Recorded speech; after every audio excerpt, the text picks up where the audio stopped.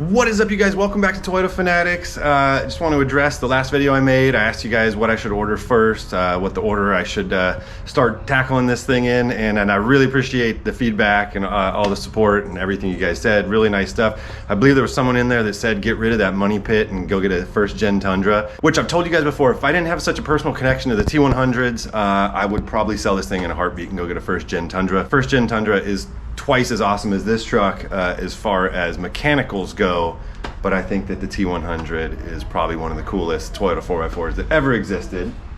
Unfortunately, I did not follow a lot of your guys' advice, and I just started ordering stuff at random the other night, and it started to show up. So let me show you guys some of the things that have shown up so far. I was actually going to film this video this morning, but these guys and this construction crew right here had the street torn up this morning all day, basically.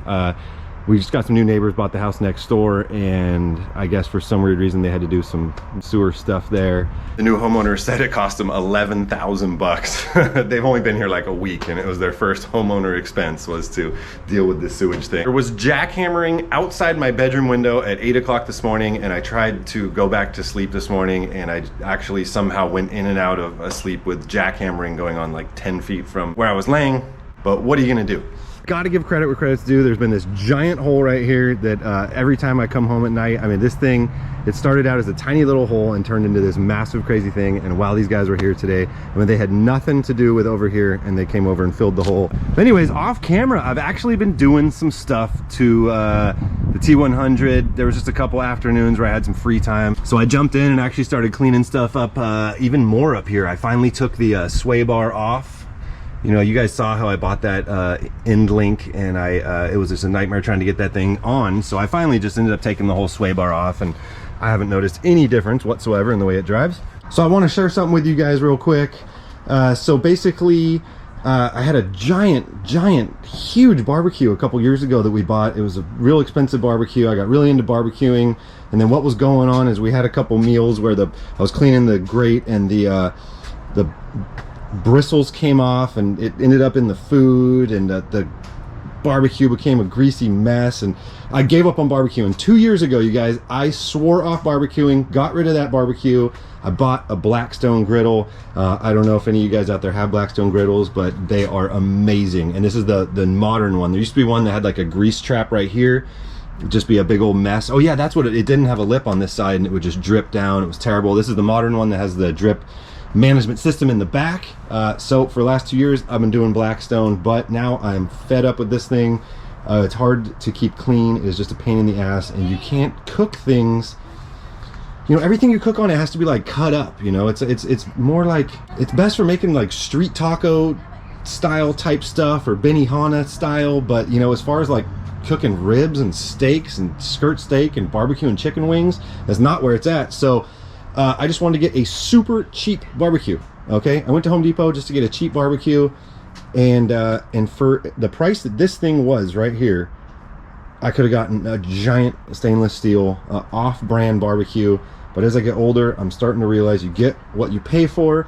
Yes, this thing is super nice. It has the GS4 high performance, you know, an attachment for something you can stick in the meat, and it'll apps to your phone, and I don't even know what. But just ran to the store the other day because I wanted to grill up some skirt steak. I got the grill, a cover, and let me show you guys this. I was telling you guys, a barbecue is only as good as its grease management system. So basically this tray comes out here. Inside that tray sits these throwaway drip pans. I mean, does it get any better than that? Does it get any better than that? So I knew it was good when I saw this. But you guys are saying to yourself right now, why are you showing me your barbecue? The reason why is because I probably could have bought new wheels for the T100 for the price that this thing was, easy. And it's not even a nice barbecue. If I went to someone's house and they said, look at my nice new barbecue, I'd say that's like super base model right there. But no, this thing was expensive, so should have bought wheels, because those wheels are kind of grossing me out on the T100 lately. It's time to get some new wheels on the thing. That is definitely something we're going to jump on soon, which I need to ask you guys, black wheels or chrome, which way should we go with that? But anyways, check this out. Talk about modern technology. This basically, the Blackstone is just going to be where we put stuff that comes in the mail. That's its new home right there. But look at this thing. Let's open this thing up. So I've never seen one of these before, but I told you guys I was having issues with bristles getting on the grill. You know, this is a silent epidemic that people don't really talk about. But you can get bristles on the grill, and then it gets in your food, and then they get stuck in your throat. I mean, this is a true thing. I'm not kidding you guys. So look at this. This is a bristleless cleaner. I have never used it yet, so we'll see how that works. And also some heavy duty grill power scrubbers. So I'm getting back into barbecuing. Super excited about it. Just wanted the cheapest barbecue I could find. And yeah, let's check out what's in these other boxes. Oh boy. That is one beautiful specimen right there. Let's make sure it's not damaged. Of course, there was a nice hole in the box right there, but I think that was just from, yeah, it was one of the plugs coming out. That was this one right here. That is nice. You know what's interesting is it says Denso on top of it. And I always thought that the radiator that's in the T100 right now was actually the original OEM. So I noticed that both our other Sequoias over here, it says Denso on top of the radiator. I figured it didn't just because it's just older. But I'm starting to think that this is an aftermarket piece of shit radiator. And maybe that's why it's such a piece of shit. So, okay. Yeah, this thing's garbage. It looks like it's in decent condition, but it's full of rust. And yeah. So new radiator, Denso. This is the factory radiator right here. They only make one model, and these are if you have an automatic transmission, you can just hook up these lines, and I guess the bottom section is dedicated to a transmission oil cooler, but since we have a manual, it's gonna be super easy to put in. We just leave those capped off. If you buy a cheap generic Chinese eBay one, it's not gonna come with the nipples on there, and you'll have to hunt those down. That was something that I read about online. Again, you get what you pay for 99% of the time, not always, but most of the time, yes. So I ordered this generic Dayco upper radiator hose, and I don't like the fitment at all. It's a piece of crap. So but how did I deal with that? Well, let me show you guys. I bit the bullet and bought some OEM radiator hoses, and I don't even need to go out there and see if they fit good, because you know what? I know they do.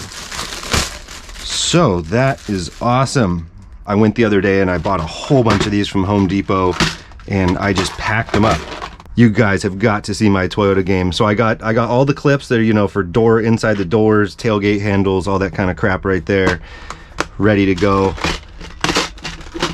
As far as bulbs go, I got everything organized now. All my clips, various clips, fender liners, door panels, it don't stop. And then we got LED bulbs of every shape and size, and then some miscellaneous stuff here. I bought this DeWalt case right here, which I only bought it because it said that. I'm gonna be honest with you guys. I saw it and I couldn't resist myself. You know, I don't know if you guys are like me, but when I'm walking out the door of Home Depot, I am like grabbing things just because I'm there. I love having things around. You never know when you're gonna need it. So a brass brush. I've needed this recently and didn't have it. It was like $2. So, you know, while we're in here, we might as well talk about what's in this little box. So some of you guys might remember I put new housings on right here, but not after I found out that there's only one bulb socket. This one for this side is completely missing. So I was trying to find, you know, the plug for the original bulb, and I was just having a hard time. And so then I was telling you guys that on Amazon they sell like an LED piece that goes right here and it lights up the license plate. But in the reviews, the guys are saying this thing's never lasted more than a month for anybody. Not only that, it's angled wrong, so it blinds people behind it. I'm not looking to stick out or have any issues like that. So I was thinking I could just order these and then just tie this one into this side, and hopefully we can just use these and get it going. And I'm not looking for anything that looks out of place, so I'm gonna get to that soon. And any of my viewers out there that think I'm moving slow on getting stuff done on the T100, you know, it is just because the wife, the kids, everything else I have going on, barbecuing. Like, look at this. I still haven't done an oil change in the wife's Sequoia. So I finally went and dropped, what, $100 on oil. Man, the 5.7 in her Sequoia takes 8.5 quarts. good lord of synthetic. I looked the other day, we have driven her Sequoia about 5,000 miles. We haven't done an oil change yet. The pre-purchase inspection and the oil change from the dealership that we bought it from was actually at the same shop that I smogged the T100 at. It's a great shop. I love them. But one thing is, I don't trust shops to use synthetic. I feel like a lot of them would just put regular oil in and claim it's synthetic. If you guys disagree, leave a comment down below, or if you agree, leave a comment down below. But I do not trust independent shops. I barely trust the dealership. The only thing the dealership has going for them is it's not going to really help them that much to scam people on synthetic. But small shops, yeah, I could see it. Does it matter if you get synthetic or not? No, not really. But I'd rather run synthetic. I also went by the dealership, grabbed a OEM filter because they didn't have anything at O'Reilly. And while I was there, I highly recommend you guys do this. I just got 5 drain plug washers. I like to keep some just on stock in the back of one of the drawers here. You never know when you're gonna need those. This stuff, probably the best glass cleaner there is out there. I go through bottles of stuff like it's going out of style. But let's get back to opening boxes that came in the mail. Somebody else in the comments asked the other day, are you gonna change out the headlights? And you know what? This is just too perfect right here.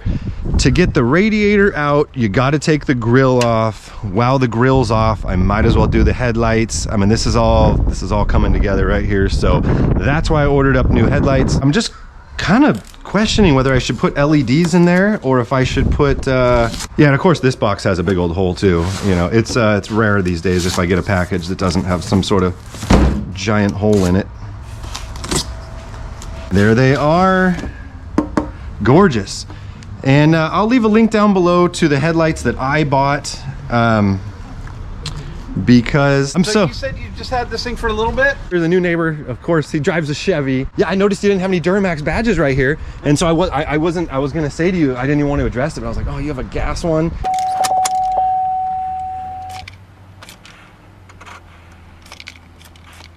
And then I heard you fire up. I was like, oh, it is a Duramax. Right on, man. First thing I look for is to see the fog light hole. Yeah. It's the hugest bumper if it doesn't have the fog lights in there. Fox shocks on there. Look at you, man. Yeah. Nice.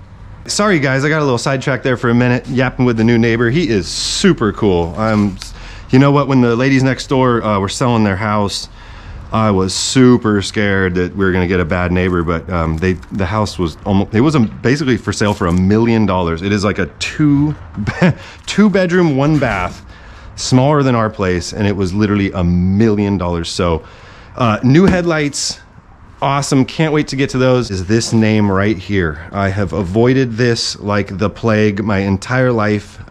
Again, if you guys agree or disagree, leave a comment down below, but everything Rough Country, run for your life. Bad stuff. And after looking at my neighbor's truck, just looking at Fox shocks like 2 minutes ago, makes me feel even worse about it. But let's look at these. Let's look at these the perks of these shocks right here. Massive 35 millimeter piston, chromed hardened 18 millimeter piston rod. We got a 54 millimeter shock body to dissipate heat faster. Rubber bushings. Man, these just don't stop delivering. 10-stage variable valving, spring-loaded piston rod seal, military, you gotta be kidding me. Does it get any better than that? Military spec, fluid rated to -40 degrees. You know, I was actually thinking about taking this thing to Siberia soon in the wintertime, so this is gonna be good.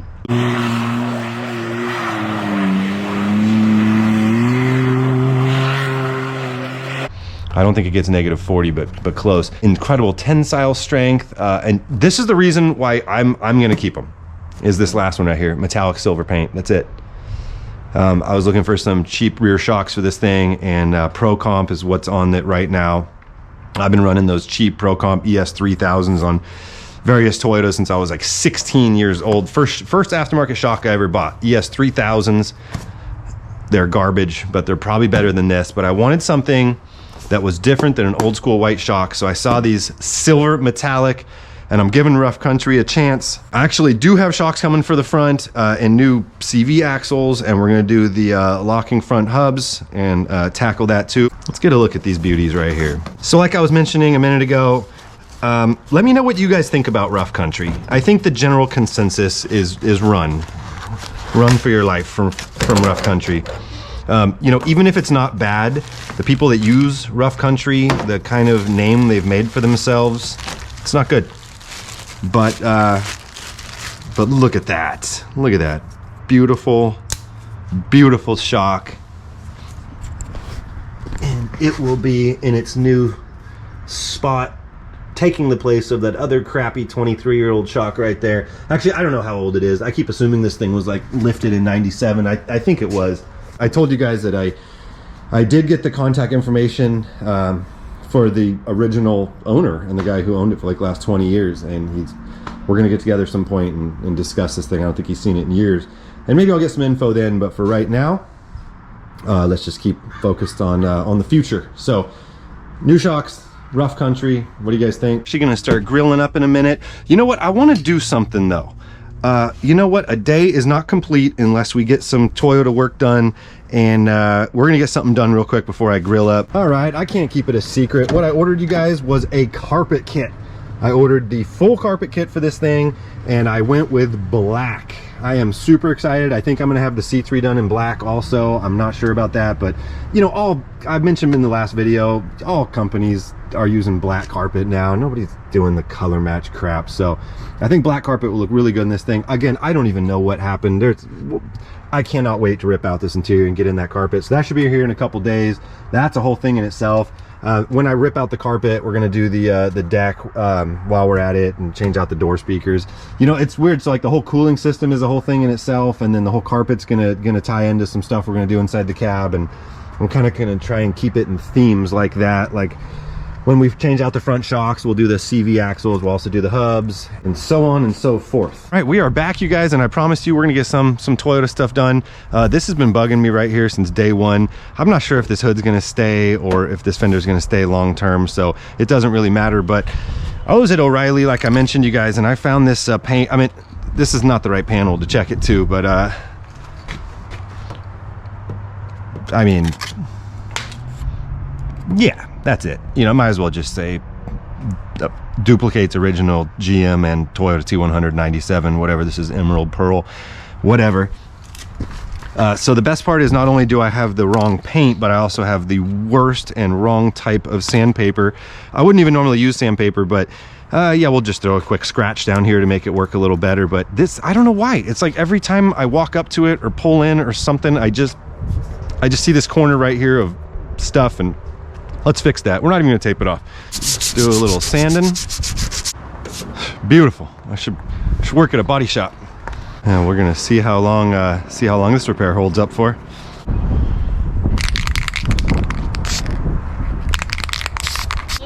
Oh man, that's the worst paint repair I've ever done in my life. Well, at least it's green. Hey, can anybody out there tell me what GM vehicle they think this is from? I mean, it could be from like a 97 Pontiac Bonneville or something. I don't remember a lot of green. I mean, I think Silverado might have come in the 90s in this color, which is perfect because it's a 90s vehicle too. So anyways, the hood's fixed. I told you guys it stood out like a sore thumb, and now this thing is cherry, ready for concourse. Let's drop the hood, admire our work, and go on with our life, aka go do some barbecuing.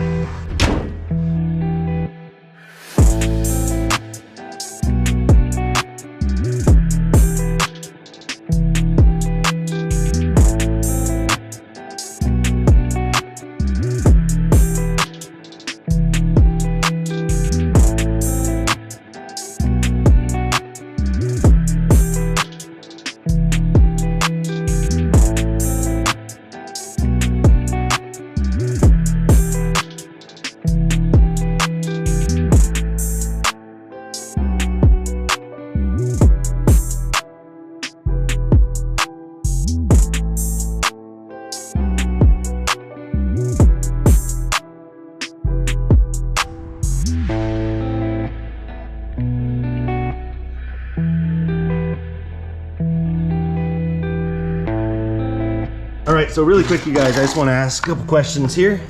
First off, when do you think the last time these shocks worked was? I truly think they were put in, I think they were installed in the late 90s on this thing. I think they're from the original lift, and the last time they were painted looks like with a brush. You know that some special stuff's going on when you're painting shocks with a brush. All right, you guys, that's gonna wrap up this video, but carpet kit coming soon. I told you guys this Saturday, we're working on the Sequoia, we're working on this thing, and we're gonna get some stuff done. Anyways, if you're new to the channel, definitely consider subscribing, drop a like, and great videos coming soon. I'll see you guys later. Peace.